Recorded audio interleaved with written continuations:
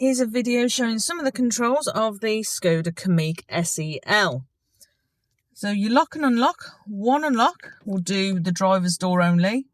The second unlock unlocks all of the doors. One lock locks and alarms. Fold your door mirrors in.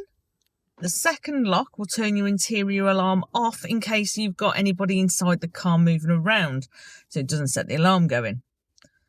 You can unlock the boot by pressing and holding the boot button when the car is locked, and then when you do shut the boot, it will lock the car back up and alarm it. Or if you unlock all doors by pressing the two buttons, fold your door mirrors back out, and it'll allow you to just press the soft touch button on the back of the boot.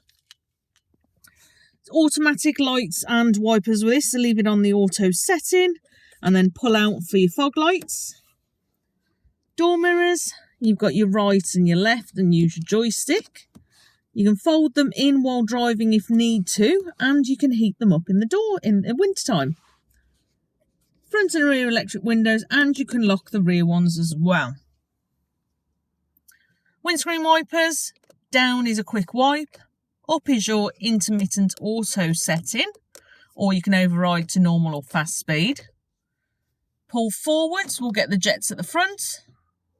Push away from you will do your rear wiper. Push even further away will do the water down the back. Or I say pull forward for the water jets at the front.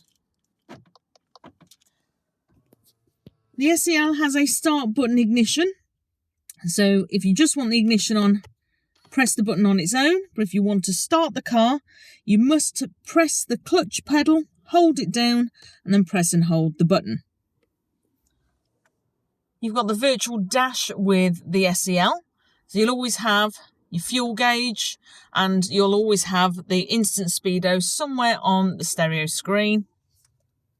And then you can use the buttons here, left and right. The right one will change the view depending on what information you want.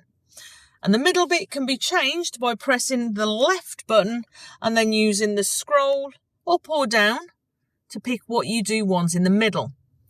Most people tend to have the sat-nav in the middle, so that when you do then press to the next screen, you have the ability to have the sat-nav in your entire eye line.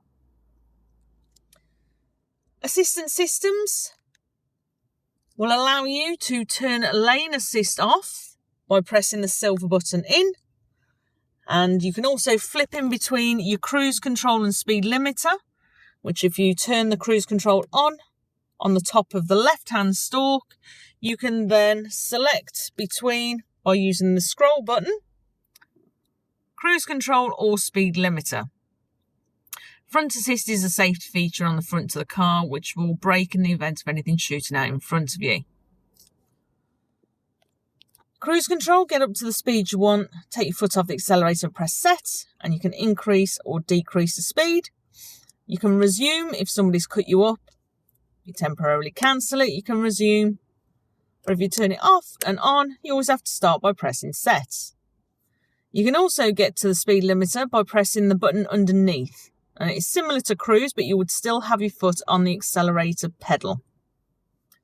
Indicators and full beam, push away or pull towards you for a flash. Horns in the middle. And you can pull the steering wheel closer to you as well as up and down by pulling the lever down on the left-hand side.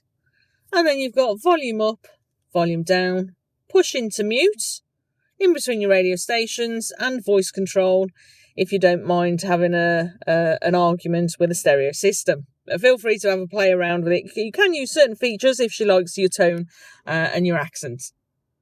There'll be more to follow. Bear with.